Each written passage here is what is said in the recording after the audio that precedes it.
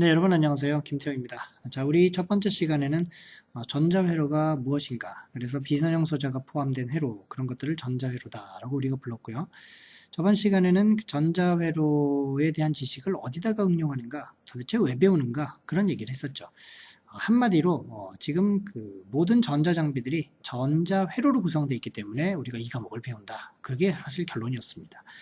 자, 이번 시간부터는 이제 그 전자회로를 해석하는 법을 배울 텐데, 먼저 그 전기회로 해석법을 복습을 하는 과정을 하겠습니다. 그러니까 이 전기회로는 우리가 그 회로 이론이라는 과목에서 이미 배웠었죠. 그렇죠? 그러니까 전자회로를 공부하기 위해서는 이 회로 이론이 먼저 선행되어야 되는 것인데, 우리가 잠시 이 전기회로를 어떻게 해석했는가 하는 것을 다시 기억해야 할 필요가 있습니다. 왜냐하면 전자회로 해석도요, 이 전기회로 해석하고 거의 비슷하거든요. 그 접근 방법은 비슷해요. 그래서 우리가 이걸 먼저 좀 알아야 됩니다.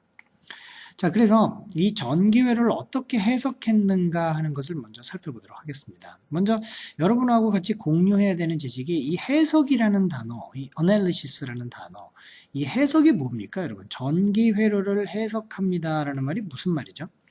예를 들어서 여기에 지금 이렇게 전기 회로가 있다고 합시다. 그러면 이 전기 회로에는 우리가 그 첫 번째 시간에 말씀드린 것처럼 선형 소자들이 있다 그랬죠. 그래서 여기 뭐 저항, 그렇죠? 그 다음에 뭐 커패시터, 그 다음에 여기 인덕터, 이런 것들이 상호 연결돼서 만들어진 회로, 그걸 우리가 전기 회로라고 얘기를 했었잖아요. 그래서 이걸 구동시키기 위해서는 어딘가에 이제 전원부가 또 있겠죠. 그렇죠? 전원부가 이렇게 있을 거예요. 그렇죠? 이걸 뭐 또 구체적으로 얘기하면 전원이 직류일 수도 있고, 아니면 이게 교류일 수도 있고, 직류도 교류도 아닌 어떤 그 복잡한 형태의 전원일 수도 있고, 그렇죠? 어쨌든 이런 전원을 인가하면 여기 이 회로가 이제 동작을 하게 돼서 어떤 기능을 발휘하게 되는 것이죠. 그렇죠? 그런데 우리가 이 전기회로를 해석한다는 게 뭐였어요? 해석. 얘를 해석합니다라는 것이 뭐였죠? 이게 뭐냐면 이 각 소자, 그렇죠? 각 소자 양단의 뭐예요? 전압. 그렇죠? 그러니까 여기하고 여기 사이의 전압. 그다음 여기하고 여기 사이의 전압. 여기하고 여기 사이의 전압. 그렇죠? 이런 전압하고 그다음에 각 소자를 한번 써 볼게요. 각 소자를 통해 그렇죠? 흐르는 뭐예요? 전류. 그렇죠? 이것을 알아내는 작업이에요. 그렇죠? 알아내는 작업. 이걸 우리가 해석이다 이렇게 얘기를 했습니다. 그렇죠? 우리가 회로를 할 때 이런 얘기를 했었죠. 그러면 이 전기 회로를 해석하기 위해서 우리가 취해야 되는 방법이 있었는데요. 그게 이제 큰 카테고리 두 개가 있었어요. 처음에는 1번 해서 키르요프의 전류 법칙이나 전압 법칙을 적용을 했고, 그렇죠? 그 다음에는 이 각 소자의 전류 전압 특성을 적용해서 최종적인 해석을 우리가 얻었습니다. 됐죠? 이걸 이제 잠시 기억을 해야 돼요. 이 키르요프의 전류 전압 법칙을 적용한 이유는 이 선형 소자들이 연결되어 있는 그 회로 전체에, 그렇죠? 이건 회로 전체, 회로망 자체죠. 회로 전체에 성립하는 법칙이었어요. 이 키르요프의 법칙은. 성립하는 법칙. 이제 뭐 잠시 후에 우리가 복습을 하겠지만, 회로 전체에 성립하는 법칙이고, 이거는 회로를 이루고 있는 각 소자에 성립하는 법칙이에요. 각 소자에 성립하는 법칙이에요. 성립하는 법칙. 됐죠? 그래서 하나는 전체에 성립하는 법칙이고, 하나는 이 회로를 이루고 있는 소자마다 성립하는 법칙. 이 두 개를 적용을 해서 최종적으로 각 소자의 양단의 전압하고 전류를 우리가 알아냈었단 말이에요. 됐죠? 자, 그러면 우리가 이게 뭐였는지 잠시 우리가 좀 기억해야 될 필요가 있거든요. 자, 그래서 이걸 좀 훑어보도록 하겠습니다. 자, 먼저 그 키르요프의 법칙을 우리가 좀 알아봅시다. 이 키르요프의 전류 법칙이라는 게 있고 전압 법칙, 이게 이제 회로 전체에 대해서 성립하는 법칙이다 이렇게 얘기를 했었는데, 키르요프의 전류 법칙이 뭐였냐면 그 노드에 유입하는 전류의 대수적 합이 0입니다 라는 표현, 이거였어요. 말이 좀 어렵지만 별게 아닌 것이, 우리가 이제 여기 회로가 있다라고 생각을 합시다. 그러면 여기 이제 여러 가지 소자들이 이렇게 서로 연결이 돼 있을 거예요. 그렇죠? 이런 식으로. 그렇죠? 내가 그냥 소자가 저항일 수도 있고, 뭐 저 커패시터도 있고 여러 가지가 있을 테니까 그 소자를 그냥 이렇게 네모로 그렸습니다. 그래서 얘네들이 서로 연결한 있던 부위가 있겠죠. 연결한 어떤 그 지점이 있을 텐데 우리가 얘네들을 뭐라 그래요? 노드라 그랬어요. 노드. 그렇죠? 자, 그러면 만약에 이게 어떤 회로건 간에 이 소자를 통해서 지금 이런 전류가 들어오고 이 소자를 통해서는 이렇게 나가고 이 소자는 이 노드로 이렇게 들어오고 이 소자를 통해서는 이 노드로부터 이렇게 전류가 나간다라고 생각을 합시다. 그래서 내가 이 전류를 I1이라고 하고 I2라고 하고 여기 I3라고 하고 여기를 I4라고 한다. 이렇게 한번 가정을 해보죠. 그랬을 때 회로는요, 이 회로 전체에 대해서 어떤 법칙이 성립하냐면 이런 게 성립해요. 그러니까 어떤 노드에 유입하는 전류의 대수적 합이 0이라는 얘기는 여러분이 어떤 노드를 기준으로 해서 이 노드로 들어오는 전류, 이 I1 있잖아요. 이 들어오는 전류를 플러스로 잡는 거예요. 그러면 이 노드에서 나가는 이 전류, I2 같은 것은 마이너스로 잡아야 된다는 얘기죠. 그러니까 이런 식으로 이 노드에 들어오고 나가는 전류를 대수적으로 합하라는 얘기예요. 이해가 되시죠? 그러니까 대수적으로 합하라는 얘기는 여러분이 정하시는 거라고요. 이 노드로 들어오는 전류를 플러스로 잡고 그렇다면 이 나가는 전류는 마이너스로 잡아서 이걸 더하라는 얘기죠. 그럼 여기 이거 정말로 전류 방향이 이렇다면 얘네들을 대수적으로 더하면 어떻게 됩니까? 여긴 들어오니까 플러스, 여긴 마이너스, 여기 I3는 들어오니까 이렇게 되죠. 그 다음에 I4는 여기서 나가니까 이렇게 되잖아요. 그래서 얘네들이 0이란 얘기죠. 그러니까 회로에는 이것이 어떤 소자로 연결되어 있던 건 간에 그렇죠? 항상 이 접점에서 그 소자를 통해 들어오는 전류들이 이런 관계가 항상 있다는 거예요. 노드에 유입하는 전류의 대수적 합이 0이란 얘기죠. 그러니까 이거는 굉장히 직관적인 얘기예요. 회로 전체에 대해서 성립할 수밖에 없는 법칙이죠. 예를 들면 이걸 이제 물의 흐름으로 생각을 한다면 여러분 물이 들어오는 만큼 나가야 되잖아요. 들어오는 만큼 나가지 않으면 여기 이 노드에 고이게 되겠죠. 이해가 되세요? 그러니까 정말로 이 회로가 잘 동작하는 회로라면 어떤 노드에 들어오는 만큼 다시 다른 노드, 다른 그 저쪽으로 나가야 된다는 거거든요. 그러니까 이거는 이제 회로 전체에 성립할 수밖에 없는 그런 법칙이 되는 것이죠. 그래서 우리가 이거를 전류법칙 이렇게 얘기를 하는 겁니다. 전압법칙은 뭐냐면 그 회로 내에 폐회로가 있는데 그쵸? 폐회로가 있는데 그걸 따라서 일주하면서 취한 전압 상승의 또 대수적 합이 0이다라는 얘기입니다. 이것도 뭐냐면 여기 또 이게 회로가 있다. 근데 어떤 회로 부분을 봤더니 이런 부분이 있다. 이렇게 뭐 이렇게 그쵸? 이렇게 예? 이래가지고 또 이렇게 막 이런 부분들이 있을 거 아니에요. 그럼 이렇게 여기 보면은 여기 하나의 그 폐회로가 지금 이렇게 형성이 돼 있어요. 그쵸? 닫혀진 회로가 이렇게 형성이 돼 있잖아요. 그럼 여러분이 여기를 따라서 일주라는 거죠. 뭐 이렇게 일주를 하든지 이렇게 일주를 하든지 간에 이렇게 도하면서 한 바퀴 돌면서 취한 전압 상승의 대수적 합이 0이란 얘기죠. 예를 들어서 이 소자에는 지금 전압이 이렇게 걸려 있고 이 소자의 전압이 이렇게 걸려 있고 이 소자에는 전압이 이렇게 걸려 있고 여기는 전압이 이렇게 걸려 있다라고 한번 생각을 해봅시다. 그랬을 때 이렇게 한 바퀴 돌자고요. 예를 들어서 여기서부터 시작해서 이렇게 한번 돌자고요. 그랬을 때 보세요. 여기 지금 이쪽 디바이스에 걸린 전압은 지금 전위가 낮은 데서 높은 데로 가고 있잖아요. 그러니까 내가 전위가 낮은 데서 높은 데로, 즉 전압 상승이 생겼죠. 이 전압 상승을 내가 V1으로 잡는 거예요. 플러스. 그럼 여기는 어떻게 돼요? 높은 데서 낮은 데니까 이건 전압 하강이잖아요. 그러니까 이걸 대수적으로 합하려면 얘는 마이너스를 취하지라는 얘기죠.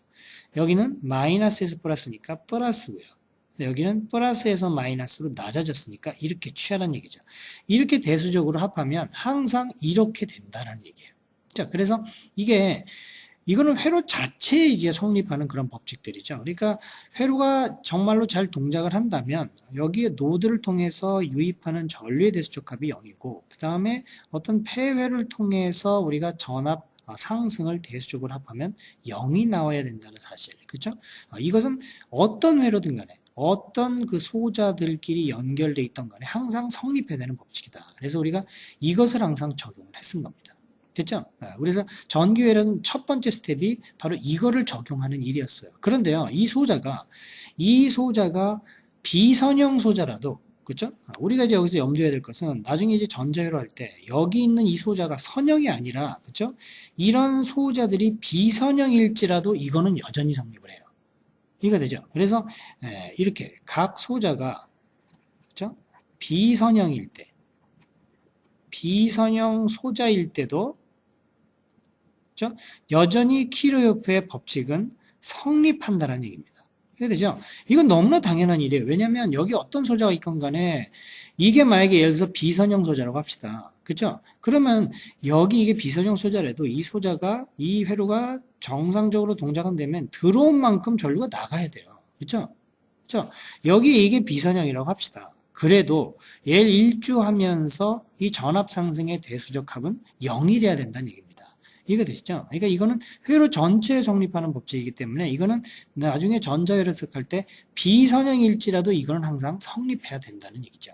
이해가 되죠? 그래서 우리가 전기회로 해석할 때는 항상 이런 것을 적용했었다 하는 것을 잠시 기억을 해 주십사 하는 겁니다. 됐죠, 여러분? 다음으로 넘어갈게요.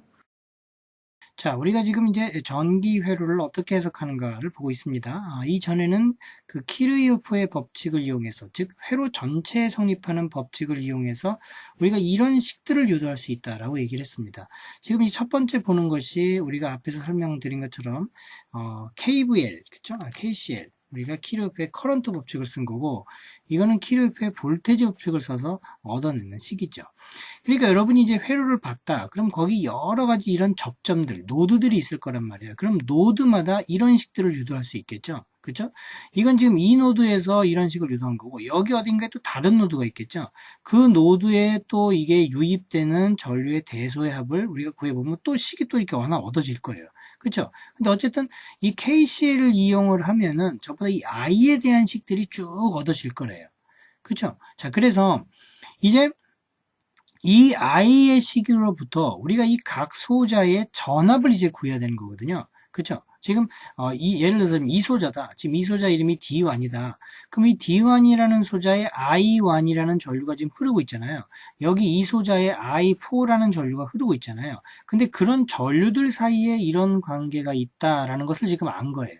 그렇죠? 그런데 회로를 해석한다는 것은 우리가 각 소자의 전류 전압을 다 알아야 되는 것이잖아요. 그렇죠? 그렇기 때문에 지금 예를 들어서 이 D1의 전압 여기 V1을 알고 싶다. 그렇게 되면 나는 지금 I1에 대한 표현밖에 없는데 이 I1에 대한 표현에서부터 V1을 끄집어낼 수 있어야 되거든요. 그러니까 할 수 없이 처음에는 이 회로 전체에 대한 키르요프 법칙을 사용했지만 이제는 그 각 소자의 전류전압 관계를 알아봐야 된다는 얘기예요. 이해가 되시죠? 그러니까 여기서 이제 보세요. 이거는 지금 I에 대한 식이잖아요. 그럼 여기 다른 노드에서도 또 I에 대한 식, 또 다른 노드에서도 또 I에 대한 식 쭉 얻을 거 아니에요. 그런 다음에 그 각 I1들이 이런 소자들을 향해서 지금 통해서 흐를 텐데 그럼 각 소자에서 전압은 어떻게 구하냐? 이건 예를 들어서 이 D1이라는 소자에 I1과 V1과 무슨 관계가 있는지를 알아야 얻을 수 있는 거란 말이에요. 이게 되죠. 그러니까 회로 해석은 항상 이렇게 할 수밖에 없는 거예요. 처음에는 그냥 이렇게 전체를 보고 예를 들어서 KCL이면 노드를 봐서 이런 식을 얻어내고 그 다음에 이 I1으로부터 V1을 얻기 위해서는 여기서부터 그렇죠?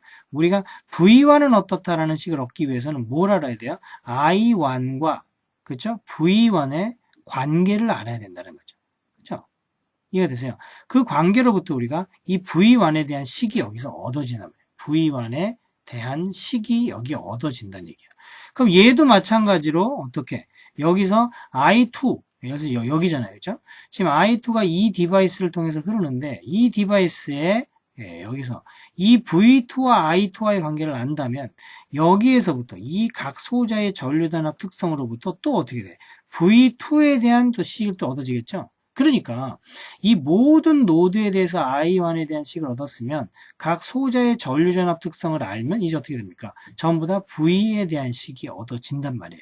됐죠? 여기서도 마찬가지죠. 여기서 내가 어떤 폐회로에 대해서 V에 대한 식이 얻어졌잖아요. 그럼 여기 어딘가에 또 다른 폐회로가 있을 거 아니에요? 그 폐회로에 대해서도 V라는 식이 얻어지겠네요. 그렇죠? 그런데 우리가 회를 해석하려면 V만 알아서 되는 게 아니라 지금 이 디바이스를 통해서 흐르는 전류도 알아야 된단 말이에요. 그렇죠? 그러니까 우리는 지금 V에 대한 식밖에 없잖아요. 그럼 전류, 이 디바이스의 V는 아는데 전류를 몰라요. 그럼 이 전류는 어떻게 구할 수가 있는 겁니까? 이 디바이스의 I와 V와의 관계에 의해서 구할 수 있다는 거죠. 얘를 역시 I1하고 V1, 그쵸? 이것의 관계에 의해서, 즉 다른 말로 하면 특성에 의해서 I1에 대한 식이 또 얻어진단 말이에요. 이해가 되죠? 얘도 마찬가지로 이 관계에 의해서 I2에 대한 식이 또 얻어질 거고, 이런 식으로 쭉 갈 거란 말이에요. 됐죠? 그러니까 최종적으로 이제 V와 여기서는 V에 대한 식이 얻어지고 여기서는 I에 대한 식이 얻어지고, 이것이 여러 폐회로에 대해서 연립방정식의 형태로 얻어지기 때문에 이로부터 어떻게 됩니까? 회로 해석이 이제 끝난다는 얘기죠. 회로가 해석이 완료가 된다는 얘기예요. 됐죠? 그러니까 지금 내가 이제 조금 있다가 이제 구체적인 아주 간단한 예를 들겠지만, 우리가 전기 회로를 해석하는 방법은 항상 이렇게 했어요. 처음에 회로 전체에 대해서 성립하는 키르히오프의 법칙을 적용하고 나서 그 다음에 각 소자에 적용되는 이런 IV1의 관계를 이용해서 우리가 이 방정식들을 풀어가지고 해석을 완료시켰다라는 얘기죠. 이해가 되시죠? 그래서 지금 왜 이 얘기를 하느냐, 제가 설명드린 것처럼 전기회로도 똑같이 이런 접근법을 그대로 쓴다라는 얘기입니다. 다만 여기 이 소자의 관계, 전류전압 특성을 이용하는 데 있어서 약간의 차이가 발생한다는 것, 그게 이제 좀 다르다는 얘기죠.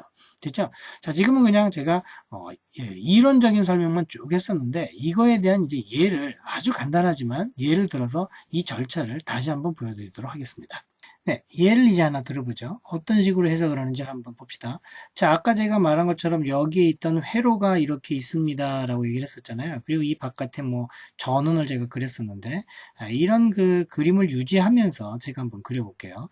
여기 저항만으로 이루어진 이런 어떤 회로가 있다라고 한번 가정을 해보겠습니다. 그렇죠? 이렇게 저항만으로 이렇게 지금 이루어진 이런 회로가 있는 거죠. 이렇게 됐죠? 자, 그런데 이 바깥에 어떻게, 예를 들어서 뭐 5V짜리, 그렇죠? 이렇게 전원이 있는 거죠. 그러니까 아까 제가 그렸던 것처럼 우리가 어떤 회로가 있는데, 그렇죠? 여기에 이런 것들로 구성이 되어 있는 회로가 있고, 여기에 내가 전원이 있어요 라고 얘기를 했었잖아요. 근데 지금 우리가 이거 중에서 제일 간단한 어떻게 저항만으로 구성된 이런 회로를 지금 보고 있는 겁니다. 됐죠? 자, 그래서 여기 지금 저항이 R1이고 이게 R2고 이게 R3고 이게 R4고 이런 어떤 가정을 한번 해보도록 하겠습니다. 됐죠? 자, 그래서 이것이 뭐 1옴이고 이것이 2옴이고 이것이 5옴이고 이것이 6옴이다. 만약에 예를 들어서 이렇게 보는 거예요. 됐죠? 자, 그러면 여러분 이 회로 해석해 보십시오. 해석하라는 게 뭐냐면 뭐예요? 이 소자의, 그쵸? 전압 전류를 한번 구해보세요 라는 얘기하고 지금 같은 겁니다. 되죠? 그러면 이 R1에 흐르는 전류가 얼마일 것이며 R2, R3, R4에 흐르는 전류는 얼마일 것인가, 그리고 R1에 걸리는 전압이 얼마일 것이며, 그쵸? 여기 R2에 걸리는 전압은 얼마고, 여기 R3에 걸리는 전압은 얼마고, 여기 R4에 걸리는 이 V4라는 전압은 얼마일 것인가 하는 것을 다 구해내라는 얘기죠. 되죠? 자, 그러면 어떻게 이걸 구해냅니까? 이걸 구해내려면 제일 처음에 이 회로 전체에 대해서 성립하는, 그죠? 어떠한 회로든지 항상 성립하는 그 두 가지 법칙, 그걸 우리가 쓰자라는 얘기가 되는 거죠. 됐죠? 자, 그럼 여기서 보시면 내가 이 노드, 그죠? 이 노드에서 전류가 이제 들어갔다 나가는, 즉 이 유입이 이 노드에서 그 유입하는 전류의 대수축합이 같다 그랬잖아요. 그러니까 이 노드 A에서, 여기서 어떻게 이 회로를 해석하기 위해선 노드 A에서 뭘 이용합니까? KCL을 적용한다 그랬어요. 이해가 되시죠? 그러니까 먼저 이 회로에 대해서 성립하는 한 가지 법칙 중에, 그쵸? 이 키르요프의 커런트 법칙을 여기서 쓰자는 얘기죠. 그렇게 되면 우리가 여기서 가정을 하는 거예요. 여기 이렇게 이 노드를 통해서 I1이라는 전류가 이렇게 흘러 들어갈 것이다. 그리고 여기를 통해서는 I3라는 전류가 이렇게 흘러 나갈 거고, 이 노드로부터 여기는 I2라는 전류가 이렇게 흘러 들어가서 이렇게 흘러 나가서 이렇게 갈 것이다 라고 이제 가정을 하는 거죠. 됐죠? 그러면 우리 전에 KC를 이용할 때, 그쵸? 여기 들어가는 거를 내가 이제 플러스로 잡으면 나가는 건 마이너스로 잡아야 되잖아요? 이런 관계가 있는 거예요. 이렇게. 이렇게. 이게 0. 이렇게 되는 겁니다. 되죠? 네, 그래서 우리가 여기에서 KC를 적용해 봤더니 이런 I에 대한 식이 지금 얻어진 겁니다. 그러면 우리가 지금 궁극적으로 해석이 끝난 겁니까? 이 R 양단의 V1, I1, V2, I3 이걸 지금 다 구했어요? 아니죠? 식만 이렇게 나온 거 아니에요? 근데 이제 이걸 구해내려면, 그쵸? 구해내려면 어떻게? 여기 각 소자의 전류전압 특성을 알으라는 얘기죠. 됐죠? 그럼 여기서 보세요. 이건 지금 저항밖에 없으니까 우리가 이런 관계가 있단 말이에요. 이 저항에서는, 그쵸? 저항의 전류, 그쵸? 전압 특성이 어떻게 됐죠? 여러분 이건 다 알고 있잖아요. 저항에서는 전류하고 전압이 이런 관계가 있어요. 저항에서는 어떤 저항이든 간에 그 저항 양단의 전압하고 전류가 이런 관계가 있다고요. 그럼 여기 보세요. I1이 지금 흐르고 있는 저항기가 R1인데 여기 이 R1은 V1하고 I1하고 이런 관계가 있다면서요. 즉 V1은 여기선 R1, I1이 되겠죠. 그렇기 때문에 I1은 어떻게 쓸 수 있어요? I는 R분의 V니까 I1은 어떻게 쓸 수 있는 겁니까? 여긴 R1분의 그죠? 전압, 즉 여기하고 여기 사이에 전압이니까 지금 여기 높은 데서 낮은 데를 빼야 되는 거거든요. 그럼 어떻게 5V에서 여기 전압은 내가 지금 모르죠? 5V에서 어떻게 됩니까? 5V에서 여기 전압을 모르니까 VA 이렇게 되는 거죠. I3는 어떻게 돼요? I3는 위쪽으로 흐르는 거 아니야? 그럼 여기서도 이 저항기의 전류전압 특성은 R3분의 이 전압 아니에요? 그러니까 R3분의 VA 이렇게 되는 거예요. I2는 지금 이렇게 흐르는 거 아닙니까? 그럼 여기서 전류전압 특성은 어떻게 돼요? 이건 지금 직렬이니까 이제 더할 수가 있는 거죠. 그러니까 어떻게? R2, R4 이거 분의 VA 이것이 0 이렇게 나온다는 얘기예요. 그죠 여러분? 그래서 처음에는 회로 전체에 대한 법칙을 쓰고 그 다음에 뭡니까 소자의 전류전압 특성을 이용해서 이런 식을 쓴단 말이에요. 그럼 여기서 보세요. 이 식 자체가 전부 다 VA에 대한 식이 얻어진 거잖아요. 그럼 여기서 VA가 구해지는 거죠. 그래서 R1이 얼마였습니까? 1이었죠. 구해봅시다. 이거 내가 5-VA 그 다음에 R3가 5죠. 5분의 VA 그 다음에 R2, R4니까 8이네요. 그렇죠? 8분의 VA 이렇게 돼서 0 되겠네요. 양변에 뭐 40을 한번 구입해 볼까요? 그럼 어떻게 돼요? 40에 5-VA 이거는 8VA 이거는 5VA 이게 0 이렇게 나오네요. 됐죠? 자 그럼 어떻게 됩니까?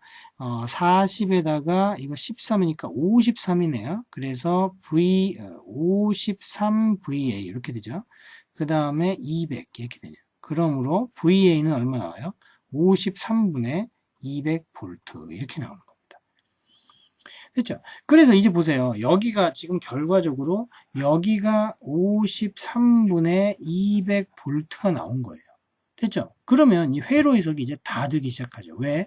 지금 여기가 53분의 200이라면서요. 그럼 I3는 이제 얼마입니까?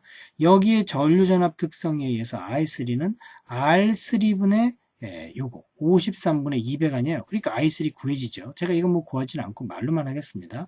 I1은 어떻게 돼요? I1은 아까 제가 이 I1이 R1분의 5-VA라 했죠. 요 VA 대신에 요 빨간 거 요걸 대입하면 여기 또 I1 또 나오죠. I3는 아까 이렇다 그랬죠. 그러니까 여기 VA 대신에 이거 대입하면 또 I3 또 나오죠. 모든 것들이 다 구해진단 말이에요. 이해가 되시죠? 그러니까 지금은 우리가 이걸 구하는 게 지금 목적이 아니라 전기 회로를 해석할 때 어떠한 방법을 우리가 썼었는가를 한번 기억해 보라는 얘기예요. 어떻게 키르호프의 법칙을 이용해서 그렇죠? 어떤 식을 유도했고 I는 I, V는 V에 대한 식을 이용했고 그 다음에 각 소자의 전류전압 특성을 이용해서 그렇죠? 이렇게 식을 얻어가지고 최종적인 어떤 답을 이렇게 얻어냈다 하는 거. 됐죠? 그런 방법을 우리가 밟았다라는 겁니다. 이해가 되시죠? 그런데 이 방법이 어디에도 그대로 적용된다고요? 전자회로를 해석할 때도 그대로 적용을 하는 겁니다. 이해가 되시죠? 그러니까 이 방법을 그대로 적용한다는 그런 생각을 가지고 여러분이 임해 주시면 될 것 같습니다. 됐죠, 여러분? 네, 오늘 강의는 여기서 마치도록 하겠습니다.